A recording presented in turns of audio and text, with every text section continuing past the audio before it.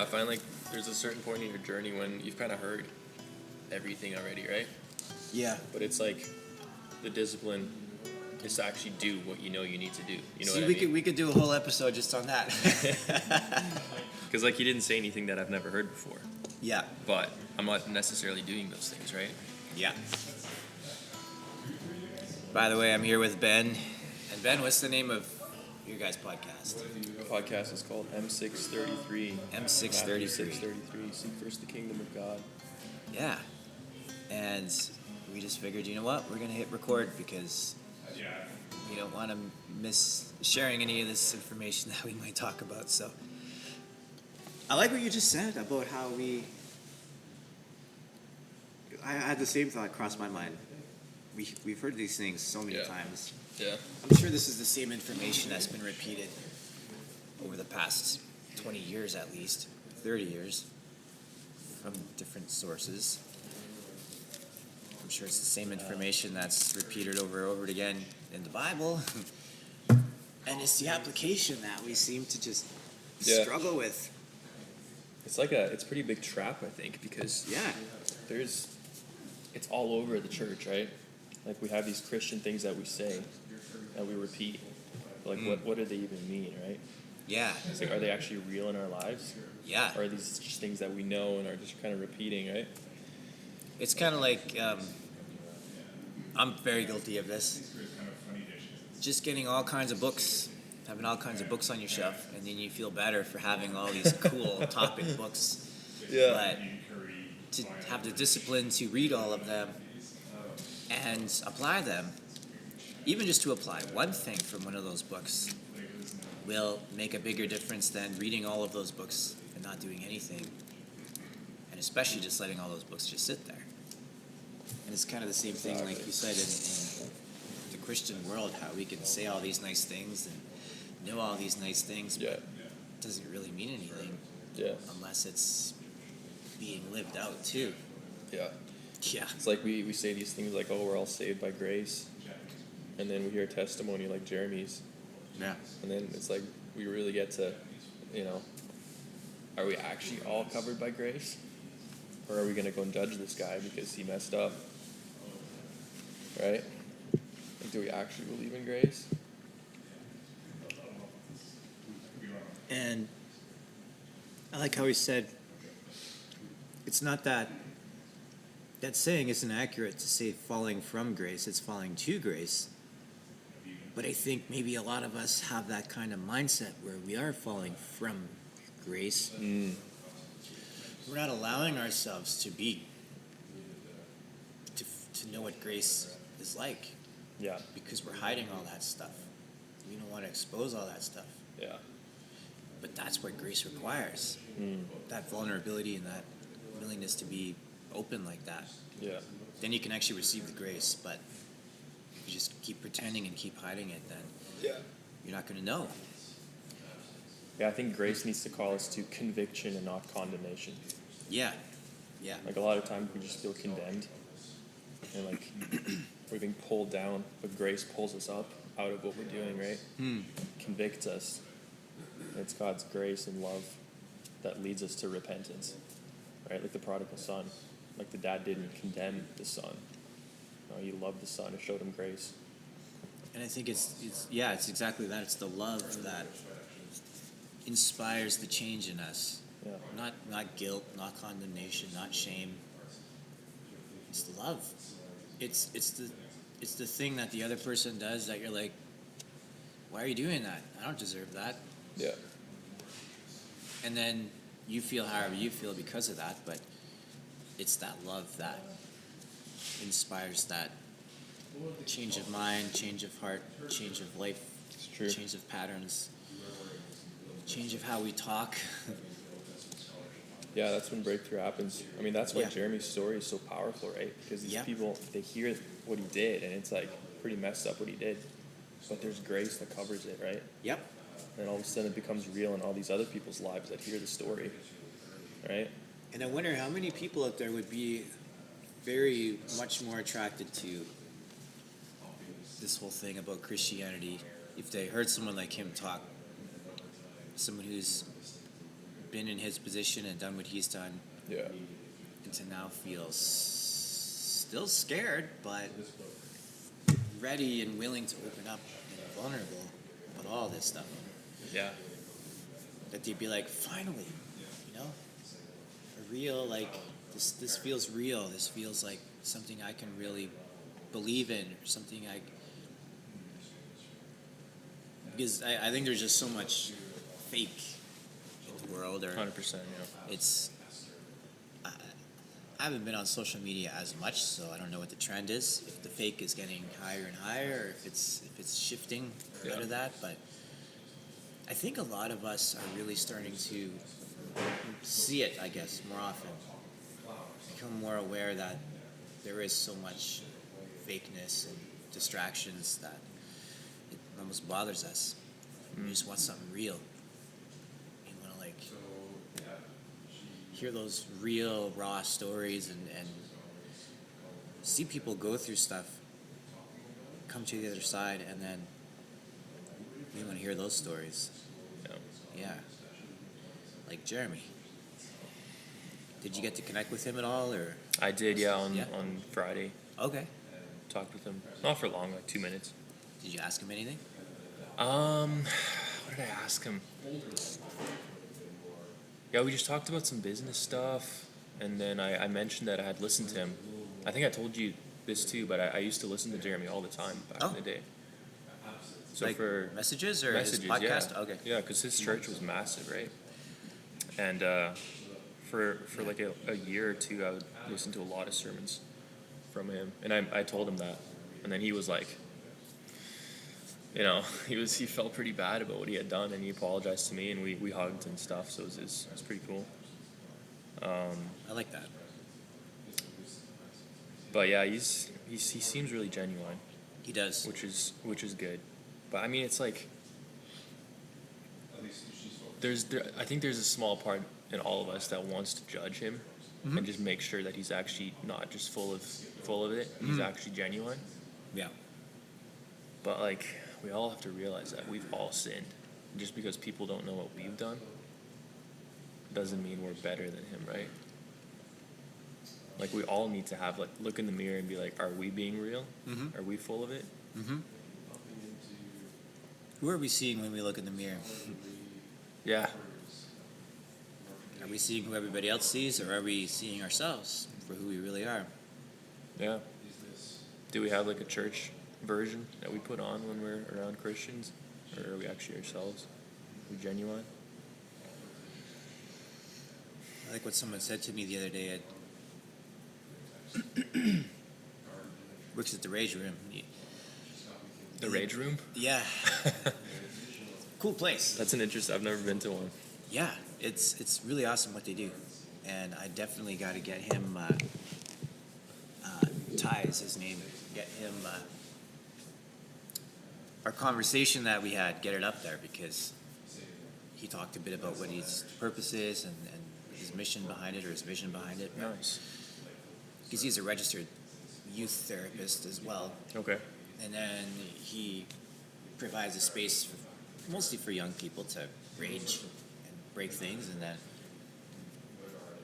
they can connect with him outside of that, I think, to talk further about the therapy side of things that's not so physical. That's so interesting. And yeah, he's like,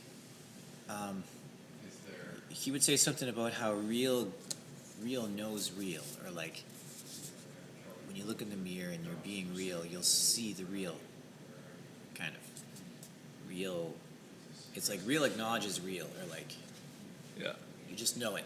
Right. If you're being real and you're around other people, you'll know if they're being real too. You just, or same with them, and then they'll know if you're being real. It's I guess like acknowledges like, or you just see it in one another.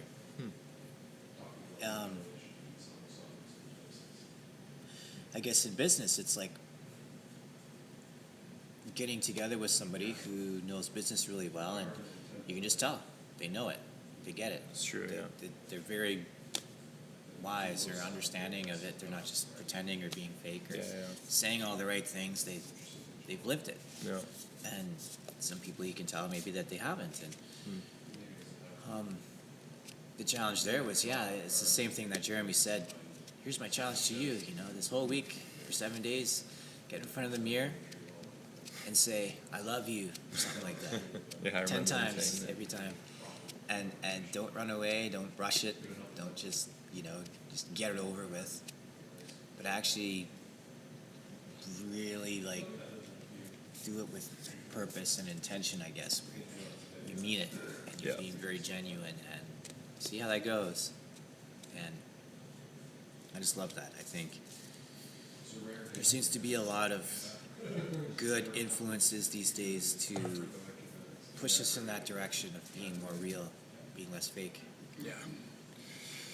Yeah, it's true, and I think that's why a lot of people don't like Christians too, right? Because they're very fake. Yeah. Like in church, they'll have this, Christian churchy side, but then they'll cuss you out on the parking lot. Yeah. It's like two different people. Cut them off on the way to church and they'll start cussing you. Exactly, right?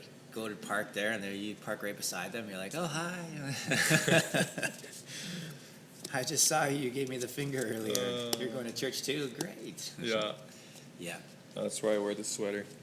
Yeah. I was representing. No cutting people off with this sweater on. But I think that's maybe the part that annoys people, though, is that they are like that, but then maybe they pretend like they're not. Or they try to hide that. Or Christians. Yeah. Yeah, 100%.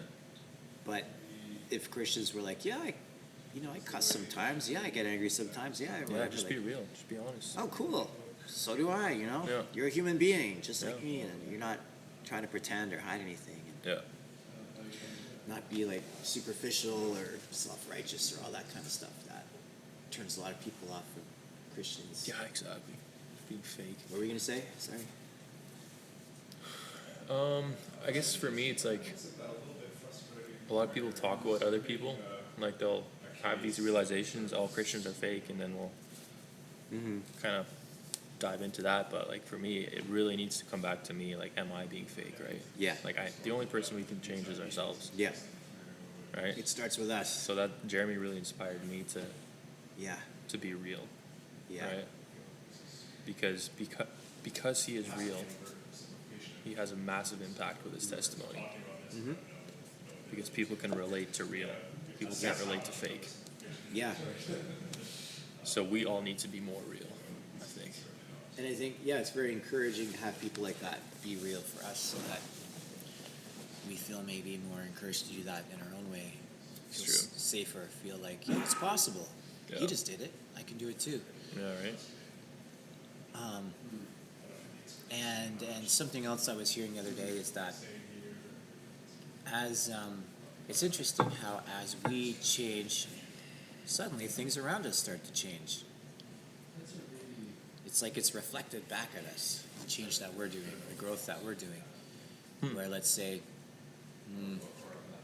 maybe you become more generous in your daily life, just giving whatever it is, giving time, giving money, giving compliments, just being generous that way. And all of a sudden it starts getting reflected back to you. Other people are being more generous with you and being kind to you and giving you compliments, and all this money's coming to you all of a sudden from out of nowhere, and you're like, oh, interesting how this works. It's cool, eh? Yeah, and I think in line with what we've been saying, many of us, and I've been there too, we're kind of waiting for everyone else to change. Or like, Yeah, I know. why can't that change and then I'll be okay, sort of thing. Mm-hmm. Or if that changes, then I'll get better, or I'll work on me. But it's in the changing of ourselves that the world around us begins to change. And I've just seen that repeated so many times recently in my life that I'm like, that's so true. I see it over and over again. Yeah. And so the thing I've been waiting for the whole time is me. That's a nice feeling, though. To Yeah. know, like, it's in your hands. You can be the change, right? It's so empowering. Exactly. Because that's another one of the big things I've been working through, is how the other mindset is very much from a victim standpoint, where everything's happening to you and affecting you, and there's nothing you can do about it. But with that mindset, there is something you can do about it. And I've learned it's shifting This is sort of unrelated, but it's shifting the thinking of things happening to me to things happening for me. Right. To change from being a victim to being more of a active participant, I guess, in life, and not just a passive observer. Right. Where now you really do have a say or an influence in what ends up happening in your life. And it doesn't just have to be up in the air and Yeah, we have a lot of control. I think things happen because of us, right? Like we have to take accountability as well. Yeah. Like Jeremy was saying, total accountability, right? Yeah. Like what happens is it's our fault. And yeah. Oh, real last thing. I was thinking of that too, how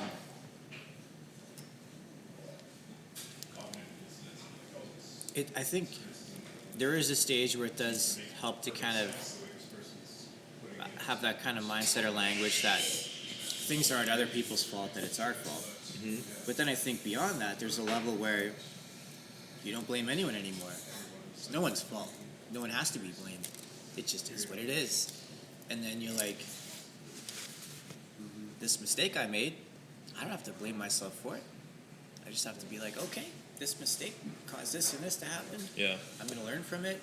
I don't have to feel guilty or shameful about it. Just see the wisdom there that I needed to see, and now make the change in my life moving forward. Yeah. And use it in an empowering sort of way rather than a victim kind of way, where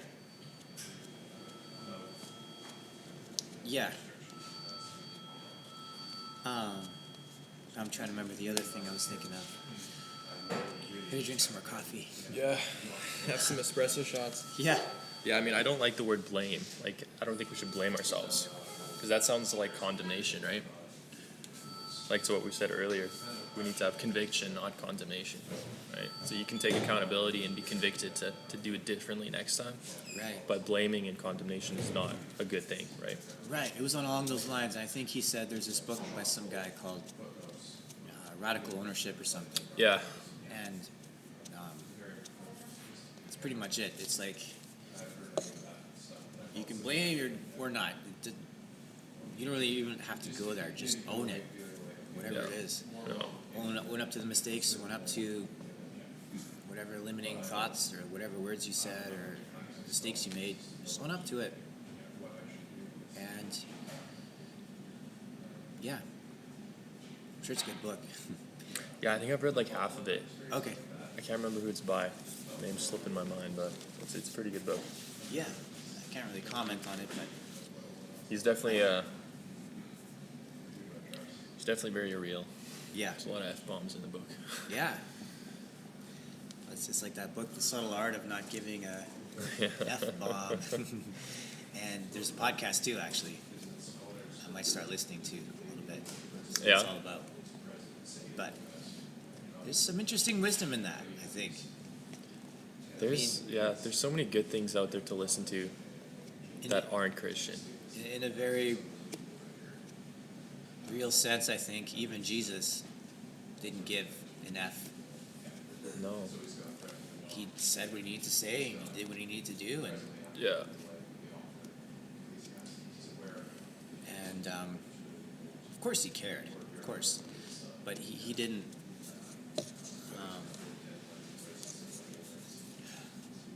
He was real. He didn't allow those influences that were maybe more controlling or whatever to keep him from doing what he needed to do, or speak truth bombs into the world. Yeah, exactly, right? Yeah, which is awesome.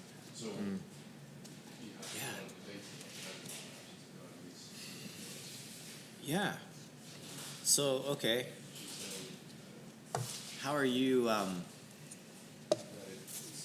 practicing this whole thing of being more real in your life these days? That's a great question.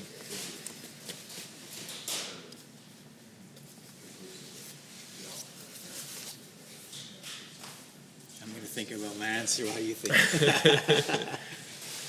I think it needs to start with us. What we do in private, not what happens in public. Yeah. I think we need to be real with ourselves. Stop lying to yourself. Yeah. Like if you say you're gonna go and work out, you're gonna wake up early.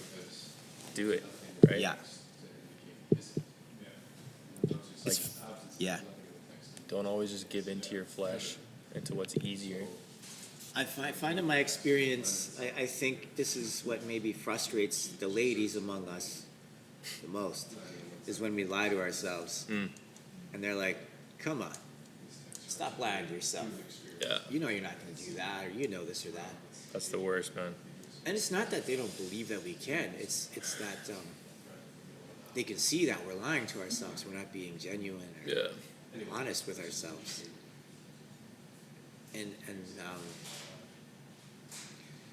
yeah, it's just a good indicator that that's what's happening, and we need to just learn how to be honest with ourselves. yeah. You gotta Yeah, in private. Yeah, gain that respect for yourself again, right? Exactly, yeah. Love yourself. exactly. Because if you love the person that you actually are, then why would you be someone else, right? I love that conversation, because that's really the biggest thing I've been coming out of in my own life. Yeah, I became a version of myself that everybody else liked. And to some degree, I liked that person too, but not completely. It Yeah. wasn't fully who I was. I was hiding things. I didn't feel safe or free to be myself in certain ways. And I felt limited and trapped. And I had to go through that own personal journey of learning how to love myself again. How to So- have that worth, that value. in a nutshell, what do you think you did wrong that brought you to that place? Or what did I do right that brought me to that place? To realize, wait, what I did wrong initially before. Because, like, yeah, you probably didn't before I start started being as fake. I mean, it's called a people pleaser, right? Like, Yeah. that's what the world calls it. Like, Yeah. You didn't. I don't think you. No one's born a people pleaser, right? No. But we're kind of turned into that. So how do you think you got turned into a people pleaser? I think there was influence from family. Where there was a presence of that in my family, and so I watched that growing up, and it became a sort of default kind of response for me to be that way. That's part of it. I think the other part is right around, as many will say, adolescence, that period of your life where if you, there's a little thing about needing to receive validation Yeah. around this time of your life, especially for a guy, from a man, to know he's got what it takes, Yeah. that he's good enough, to have that core stuff validated in a man. If you don't get that, then it can become much easier to become a different version of yourself that does receive validation. It feels good. And so you keep doing it.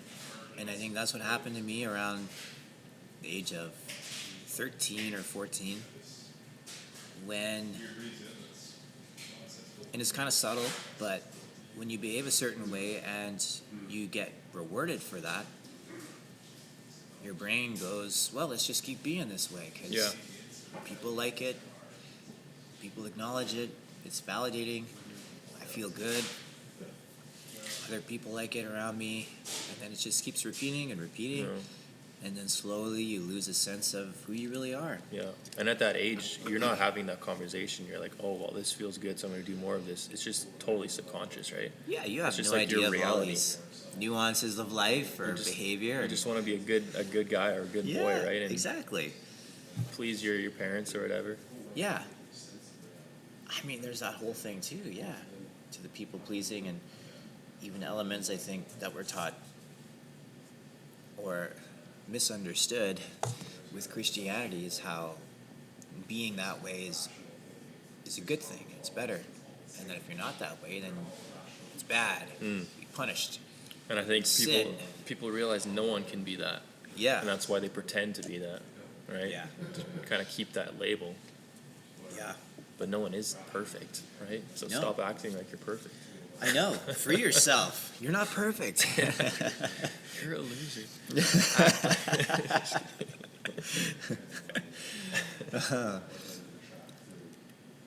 Yeah. There's a lot of freedom when you realize that. There is. And no one's perfect. And We can just let go. Let go of that yeah, false self.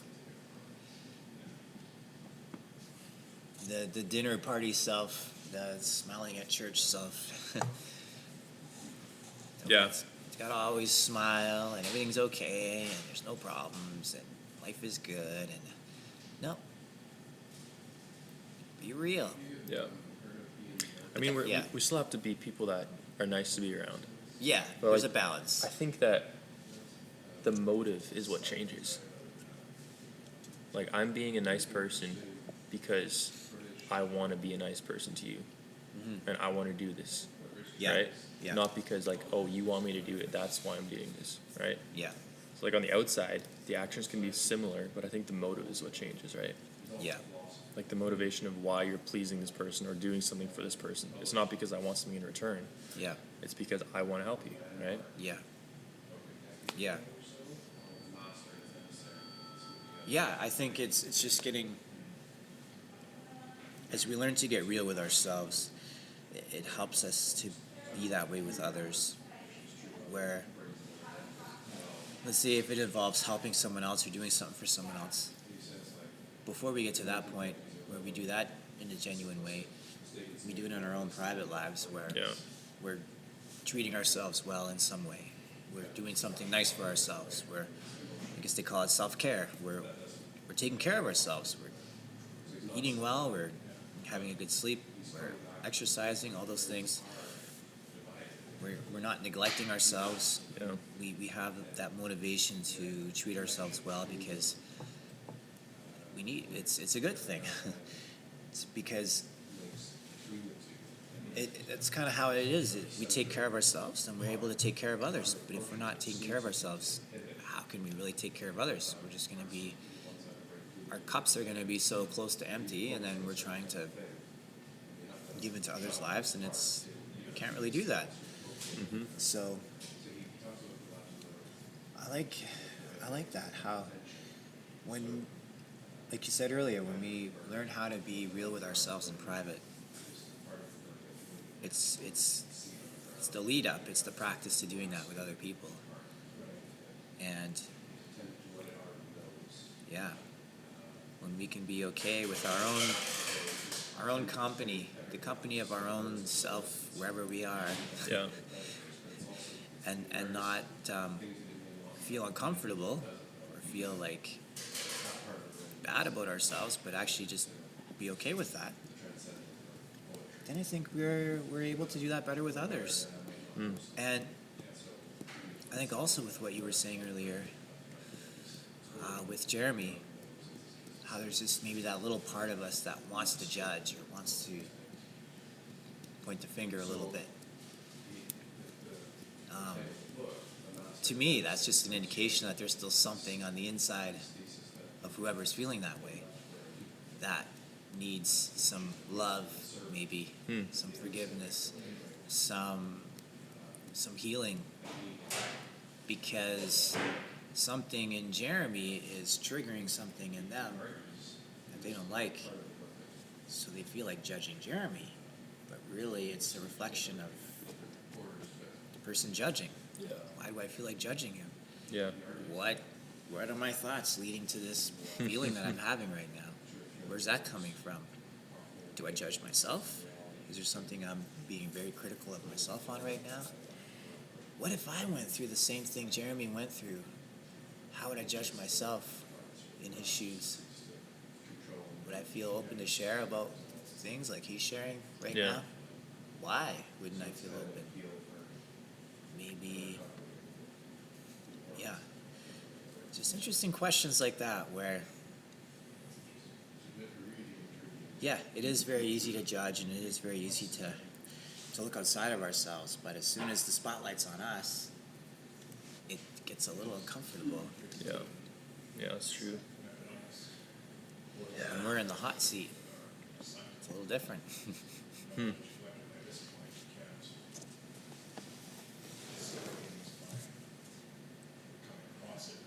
It's kind of like being in a room and your head's attached to all these things, and there's TVs in the background, and everyone gets to see on the screens, what's going through your mind. Hmm. Could we do that? That's when you find out if you're actually the real person or you've Yeah. been pretending this whole time. Yeah. But the funny thing is, I think we often think we're so good at hiding things, but other people can sniff it out so quickly. So why even bother trying to hide a lot of this stuff anymore? They already know. They probably know it for a long time already. Yeah, it's true. Not everyone, but some people. Yeah, I think it goes back to this stereotype that we try to maintain, right? That we're these good Christians. Yeah. And because like no one is perfect, no one can be perfect, we learn that we need to start pretending to maintain this, right? Yeah. But how do we break that? Especially in the church, because I feel like a lot of churches have that. That's tough.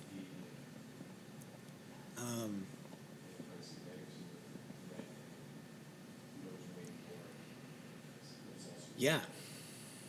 It's kind of like, where does it start? Does it start from the front, from the teaching, or does it start from the people and spread that way, or both? And I guess for me, and maybe that's it. We're all on our own unique journey, and we all get there at some point to realize these things. Yeah. So is it our place to kind of force everyone to be like, you need to be real now, you gotta stop being fake? Because I know for me,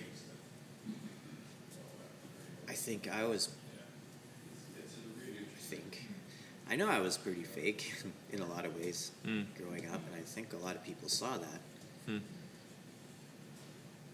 But they let me be that way for the most part, because I think I had to come to that realization on my own of why it's not a good thing to be fake like that. Yeah. Yeah, I think. But yeah, I just had to go through some hard life situations Yeah. to really help me see and understand what that did to me, being fake.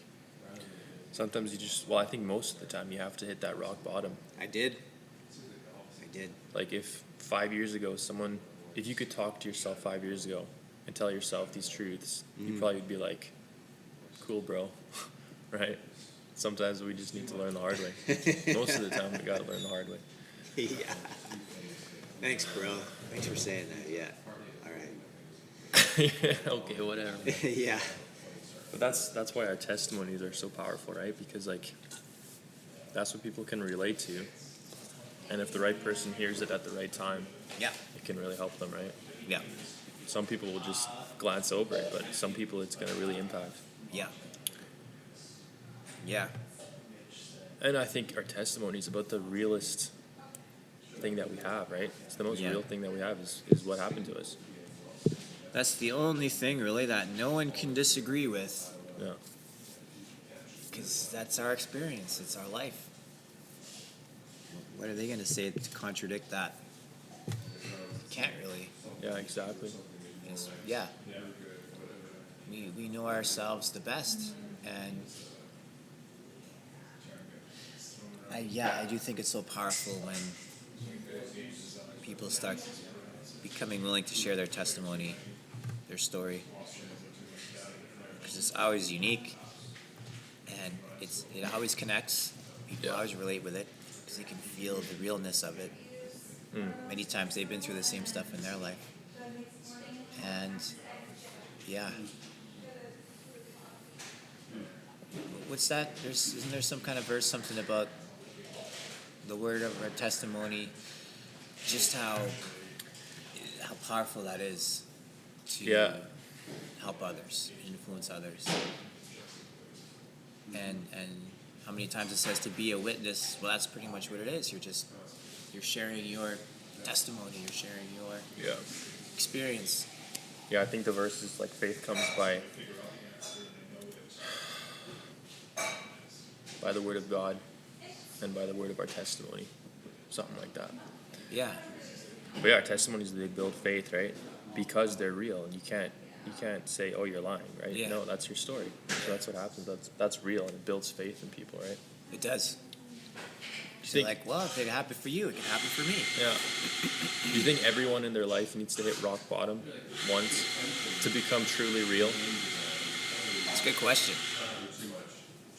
Let's ask it again when that thing stops. All right, maybe How not. dare they in a coffee shop? How dare they? How dare they make coffee in a coffee? All right. Do you think everyone needs to hit rock bottom in order to become real? Stop pretending.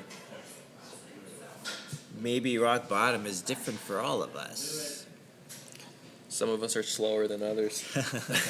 We need to sink deeper. Maybe we don't need to hit the very, very bottom, just along the way sort of bottom.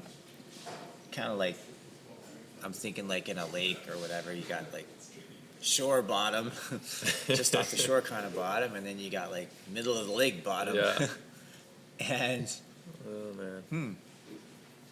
I like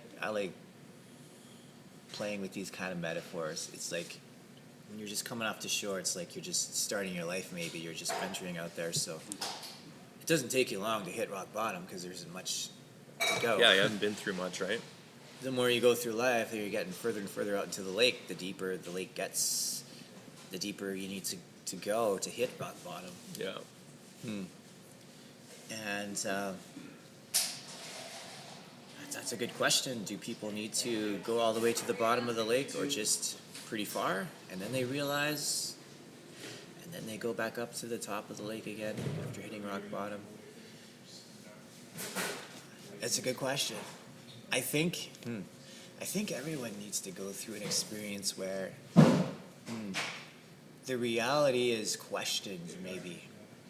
Where everything they thought was, or many of the things they thought was real, they believed in, or kind of like in the Truman Show. Have you seen that one? I think so, yeah. With Jim Carrey, and it's kind of this fake, perfect looking world, and then he realizes, oh, this isn't real. Yeah. And how that just messes with your mind, and then you walk out the door, and then you're back in reality again. Real reality. It's a sort of, I don't know if I want to call it a reality check, but it's like, That's the word I was about to use. yeah, I think we need maybe that is reality it. checks. Just a good reality check. Because we work things up in our minds so much. And we That's come up exactly with these it, yeah. fantasies and these delusions and these ways we think it's supposed to be, or it's supposed to be this way for me, because I'm entitled. This is how life is going to be for me. And then things don't happen that way, and you're like, it's not fair. And you go through that whole experience, and then you're like, okay, I guess I could use some change of thoughts, or why am I thinking this way? Why are certain things always repeating in my life that I don't like happening? There's cycles that seem to keep repeating. Why is that happening? But I think those questions, they come after the reality check. Yeah. Like, most people don't ask those questions, and that's why they need the reality check, right? Yeah. Where they start to think, like, oh wait, like, why am I doing this? Like, why am I chasing this career? Yeah. Right? Because everyone says I should. Or, Yeah. That's just a small example, right? Or why do I want to be married so bad, like, in the next 2 years? Yeah. Right? Now you're asking questions that I have in my Yeah, same. Why do I want to be with someone so much? Well, why can't I just be okay being single? I think because God created us to be with someone else. So that's probably a God-given desire. Yeah. But if it takes over our lives, then it's Well, yeah, we want to share our lives with somebody. I mean, it's a good thing. 100%. Yeah, God created Eve, right? Yeah, but it's I guess back to the motive and the intention. Why Why do we want this so bad? Yeah. Are we okay with being alone? Yeah. I mean, I think if you can create some type of experience that forces you to have a reality check, Yeah. like go live somewhere else for a month, like probably like what you, like Yeah. I, mean, I don't know what your experience was like, but I'm sure when you went to go live somewhere else, all of a sudden everything's different, right? Yep. And you start to think about things totally different. I had multiple reality checks, I guess. It took like 3 or 4 for me to finally see things. Yeah. Well, yeah, I mean, it started with the first trip to Costa Rica. Of course, there's a culture shock, and everything's different, and the Okay. language barrier, and different systems, and food, and everything is so different. But Right. and then yeah, not being around friends and family, and those typical everyday things you get when you're back at home. That's a big reality check, and then seeing how they live their lives versus how we live our lives, let's say in Canada. And that was a big thing about Central America is the value they place on family. They can have like nothing, and they can be so happy in life. And they just have such a value around the family, being together and celebrating and laughing. And I think we could use a lot of that. Yeah. Reminder over 100%. here. But Yeah. yeah, and then other things that happened along the way. It's a long story, but between going to the U.S. and going to Western Canada and then coming back here, yeah, maybe there were things I was trying to run from, or maybe it's just I had to come back here again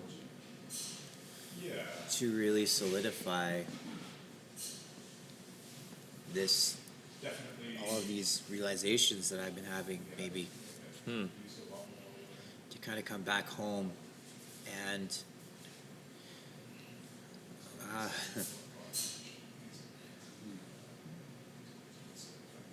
do I say this?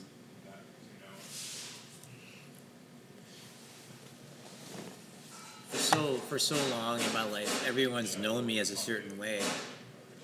Who are going to be the best people to help me see that I'm now a different version of myself than the people who have known me my whole life? So maybe that's part of it too. How well I really know exactly how much I've changed or how far I've come if I'm not around those who have known me for so long. Yeah. Now that I'm back here, they can be like, I can get all this feedback of like, wow, you know this, and wow, we're seeing this. Yeah. You seem so much this way now, more so than before, and you know, Okay. all that kind of stuff. Maybe that's why. Maybe it's like a way of God being like, you want to see that things are changing in your life, that you're kind of moving forward? Here you go. Yeah. It's also it's really good to be back here for the stability and for the support, and for a safe place, I guess. Do you feel like God called you to come back here? Is this where God wants you to be right now? I certainly do. Yeah.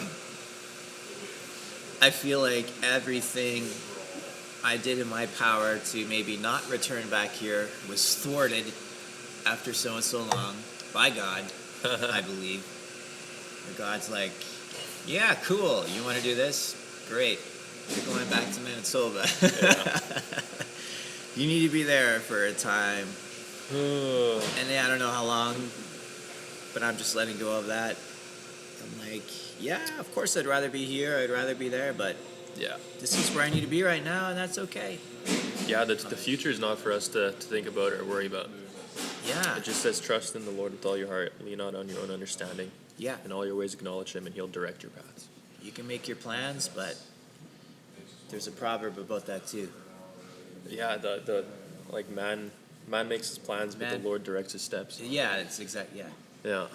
And it's like, yeah, you can make your plans, but then be willing to surrender that 100%. and Yeah. submit that to God. And I really like how Jeremy brought that up too.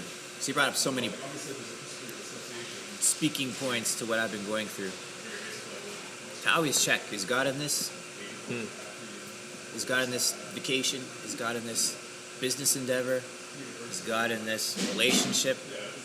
Or is it just me? Those are good questions, because it does say in all your ways acknowledge him, right? Every way. Not just in church. Yep. Just in all your ways. Because we have the Spirit of God that lives inside of us, Yeah. that knows the mind of God. It Yep. says in Corinthians, just like our spirit knows our mind, the Spirit of God is the only one who knows God's mind. Yeah. And that Spirit lives inside of us, Yeah. right? So like we have access to Yeah. the whole plan. I mean, God's not going To to the give big us picture. the whole plan, Yeah. but Holy Spirit will give us wisdom and show us exactly what we need to do. Yeah. I'm reading a book right now. It's called How to Be Led by Holy Spirit Yeah. by Kenneth E. Hagin. Oh yeah, I know Hagen. Yeah, so Like it's not just- personally, but that would be weird if you knew him, because Seen his books. He's not with us anymore. But yeah, man, it's so good. It's so practical. I would highly recommend it, because like Holy Spirit talks to our spirit, right? yeah. But like right now, it's not our spirits that are talking. It's our minds that are talking.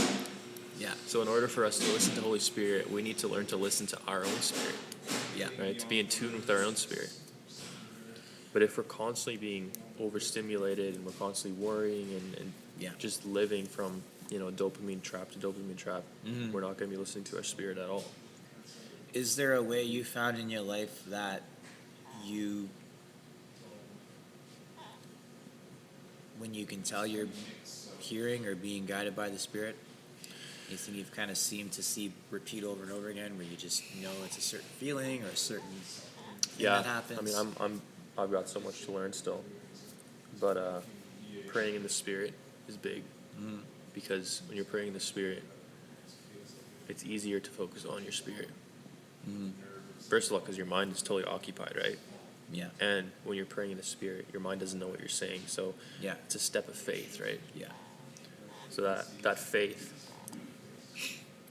I think, is a very good ground for Holy Spirit to work. But a big thing, I think, is we need to quiet our minds. Yep. If you want to listen to your spirit, Yep. your spirit that's in constant communication with Holy Spirit is what it says Yeah. in Romans, right? Then we need to quiet our minds. I like to think of it as quieting all the noise. Yeah, 100%. And slowing down those thoughts and really dropping out of the head and into the heart. 100%, yeah. Just getting out of that mind space that has to reason everything and think of all the whys and hows and whatever and Yeah. possibilities and worst case scenarios and nope. Just go down to that heart space. Yeah. And for me, I find it's interesting how I know when I'm there. I can feel it. I can feel when I'm in that space. Yeah. Because all of a sudden everything just becomes so peaceful. Yeah. And maybe it's a feeling of love that I feel, but it just feels good and peaceful and calm, and There's nothing like that feeling of Yeah. total peace when you're in God's presence. where you just you don't need anything, you don't want anything, Yeah. you just want to be wherever that is, Yeah. and just 100%. experience that. And yeah, how can we help ourselves to be in that place as much as possible every day? Live in the Spirit, not the flesh. And I think that's one of those Christian words that people like to, or Christian phrases that people like to say. Yeah. It's like, what does that look like practically? Yeah. It's one of the big reasons I go to the gym. Yeah. It's because I know I'm killing my flesh. Yeah. Cold showers. I'm not as consistent as I want to be, but Yeah. cold showers are huge. Because Heard a lot about that, yeah. Cold plunges, cold plunges showers. are great too. Yeah. It's like telling your body no. Yeah, I'm in the charge boss here. Telling your flesh to shut up. You could shut up, yeah. Or waking up early, right? Yep. Don't look at your phone before you're in the Word. Like, spend time with God first. Like, honor God with that first, right? Yeah. I think Like, those Jeremy are said all- that too about before you go digital, go scriptural. Yeah, that was 100%. it. Yeah, I mean, it's a form of tithe, right? Because you're giving God the first whatever, half an hour of your day. Well, if you think of it too in terms of romantic relationship, let's say, how would it go with your partner if, the first thing in the morning, you don't say anything to her, you don't give her a hug, you don't talk with her, anything, you just get up and go somewhere? Yeah. How do you think that's going to go? How's it going to work Probably not out? very good. Right? The thing is, like, there's no consequence when we do that with God, besides not being in His presence, right? Yeah. Like, as humans, we won't feel fulfilled, but we're not going to die from it. You know what I mean? There's no consequence. Whereas if you're married to the person, there's going to be a consequence, right? Yeah. So that's why it's almost even easier to turn your back on God and not put Him first, because there's no actual, like, tangible consequence right away. Yeah. You know what I'm saying? I guess in a way, maybe that a connection, like, God's not going to rage on us or punish us or whatever, but it's kind of like we're doing that to ourselves, exactly, perhaps, where we're maybe allowing life to do that to us. We're opening that door for life to punish us, if you will, by not putting God first or keeping God first. It's not God doing it to us. It's our own dumb choices and habits and lifestyle that we go with. But it is so important, putting God first. That's one of the biggest things I've learned. Yeah. And it's funny because, again, like we said at the beginning, you hear these things your whole life over and over again, but then sometimes find yourself living your life in a way that's not in line with that. Yeah. And then you have that reality check and you're like, oh yeah, it makes sense, I guess. I haven't been putting God first, and look what happened in my life. Okay, it makes a lot of sense. You're like, oh shoot, yep. Could have done that better. That's why I think that new Christians, like people that have been living in the world their whole life, they could have a terrible past. Mm-hmm. They find God, and just that relationship they have is so powerful. Yeah. Because they have none of these like Christian terms that they throw around, where everything's been watered down. Yeah. To them, it's real, right? Yeah, it is very real. Because they hear it for the first time, and it's like, I mean, if you hear for the first time, oh, you can talk to God. Like, think about that. You can talk to the creator of the universe. That's crazy. Yeah.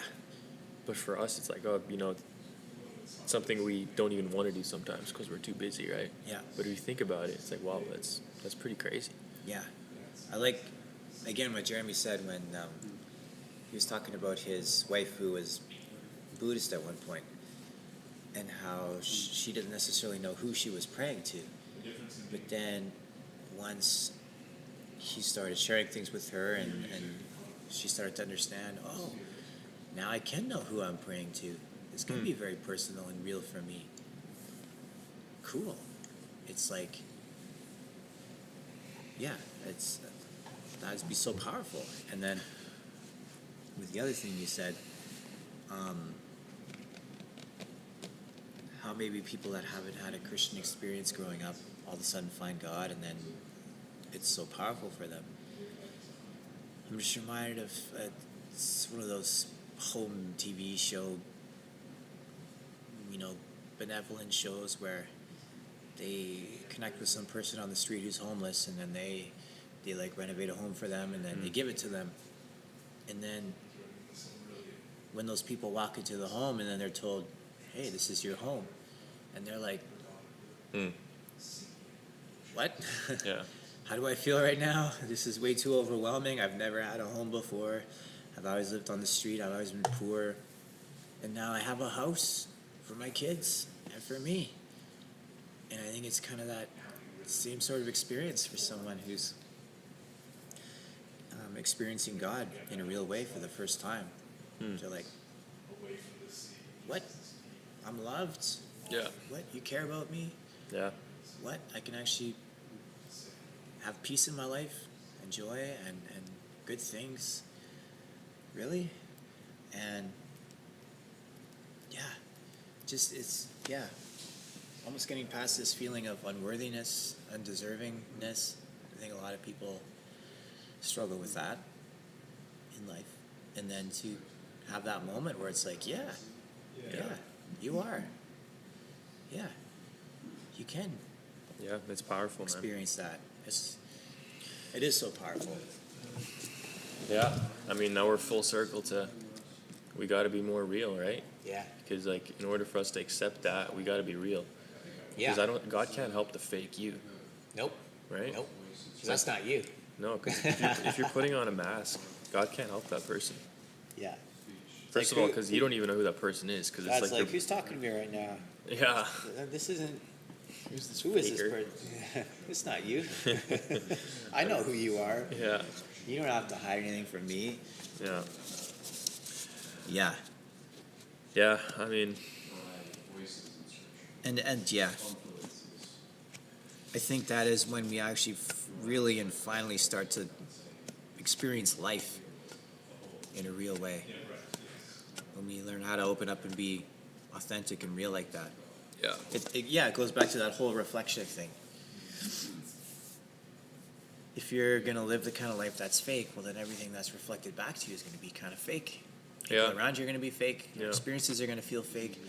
Your life is going to feel fake. Yeah. You're not going to feel the thrill and the enjoyment of what life can really be.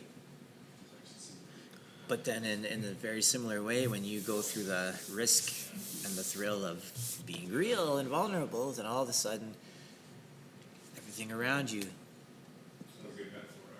becomes the same way. And it's so cool to see. Yeah. It's true. Just so many people I've been crossing paths with that.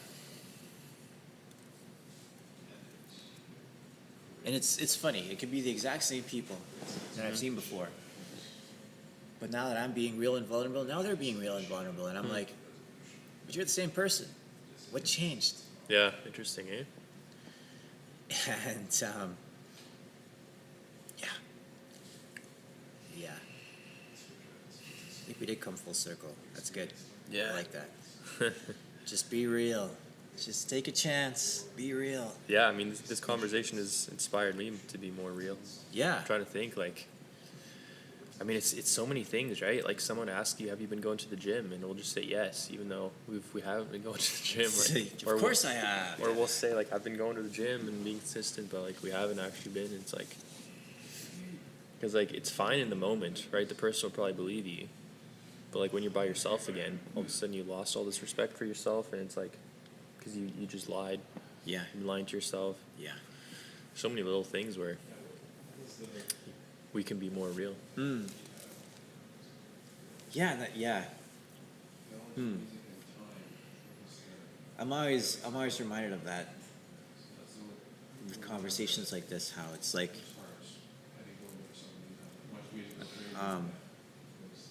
just everything that happens around us helps to reflect back to us. Yeah. How it's going, how we're doing, I guess. Are we being real with ourselves? Because now I was just fake to this person, and I said something to them. They may believe me for some reason. How do I feel now? Shoot, I feel horrible. I just lied to myself, I lied to them. Yeah. And again, it's not to feel that you have to go into all this guilt and shame, but it's just a good reminder of, okay, next time around, let's try to be real instead of hiding it. Yeah. Let's just say the truth. And as we know very well, the truth will set you free. Not the lies. 100%. And that's really how you can set yourself free. Like your real self is by being true, being authentic. Yeah. That's how you do it. I like that. I like that thought. Not just speaking the truth and hearing, like, not just how we hear the truth, and that's like, oh, that's a great idea. I'm going to think on that, or I'm going to apply that. And it sets you free in some way. Now, think of this, the version of yourself that's real, that's genuine, that wants to be, like, Yeah. alive and experiencing life, which is really, I think, in a powerful way, does so many things. How can I shorten this? It's like Jesus said, I've come that you may have life. So obviously it's the same intention of God that we have a life. on this earth. God's talked about being in us, dwelling in us. In God we live and move and have our being. So literally, us learning how to be honest and real and authentic and all those things to really be us is really allowing God to work through us, finally. Yeah. To really partner with God in that as well. Yep. Where now we're having an active role in this too, with God. It says that in the Bible, right? Like we're co-laboring with God. And I love that. And I've heard in other conversations how they say co-creating. Yeah. We're co-creators with God. We need each other. He can only work through us. Yeah. And we can't work without him. So like it's a teamwork, right? It is. And much of life is just learning how to get out of our own way, I guess, in a sense of like it says, dying to the old, Yeah. dying to the flesh, dying to this version of ourselves that we think is real, this false version that we build up of ourselves throughout life, that very much has its identity in attachments to all the things in this world. Yeah. And then renew your mind, Yeah, right? yeah, Be transformed by the renewing of your mind. yeah. It's literally detaching from the world and attaching to God in a way. It's getting our attachments in the right place. Yeah. And that's the renewing of the mind. And That is pretty cool. That like everything that we just talked about, that's renewing the mind, right? It is. It's biblical. it is. Like, And in the psychological community, they'll often talk about our limiting thoughts, yeah. our subconscious patterns of behavior Yeah. that we learn growing up, and it's all mind related. And if we just keep working on our mind and renewing that and replacing those things with whatever they are, Yeah. positive thoughts or accurate thinking or the exact kind of things we can find in the Bible, then things are just going to change in our life in powerful ways. Yeah, that's when we can live that abundant life that he talks about, right? Yeah. Really live it. Yeah. Not just think about it, not just wish for it. Not just think maybe someday. No, right now. Right now. And that's where I love the conversation of heaven on earth.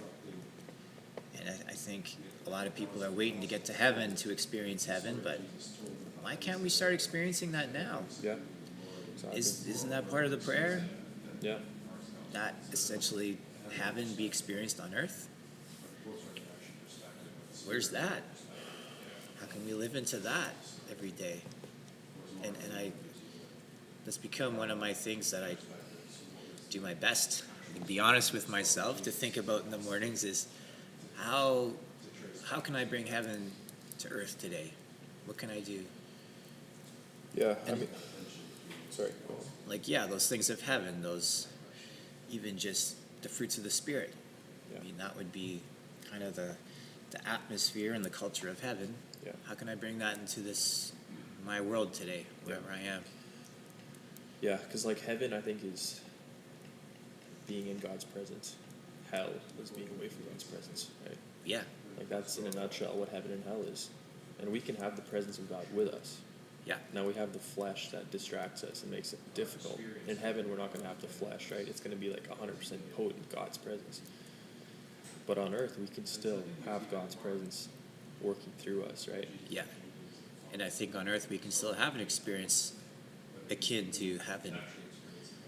It's not easy. It takes a lot of practice to be in this world but not of it, I guess. Yeah. But it's possible. And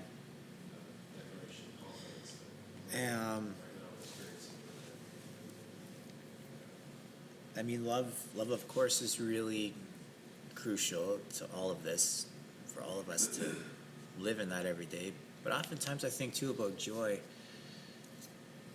How can I bring joy into my day? How can I bring joy into someone else's life today? Because I think we've all felt that when we start laughing about whatever it is, we're just in so much of a better place all of a sudden when we start to laugh. 100%. And yeah, it's powerful. I'm sure in God's presence is fullness of joy. Yeah. And yeah, I think when we get around people here that are joyful, we like that. We like being around them. Yeah. We like being in that presence. Yeah, it's attractive, right? Yeah. And so those are things I'm reminding myself of because I'm working on that one. Yeah. Being more joyful. Yeah, Bringing joy to people's lives. Me too. But I like that. It's good. How are we doing for time? I have no idea. It's been like an hour. That was my goal. Yep, pretty much an hour. Look at that. There we go. Good stuff. Yeah, be real. Just be real already. Yeah. Stop faking. Stop faking it. All right, well, I don't know how to end this. We'll just leave it at that for now. Until next time. Till next time. Keep fit and have fun. Be real. And yeah, just watch everything around you begin to change and become more real. Renew your mind. Yeah, Be in the Word every day. renew that mind. That'll renew your mind. Yeah. Get up in the morning every day and do that. Yeah. Start your day off that way with the right mindset, frame of mind. Yeah. Good way to go to sleep, too. It's true.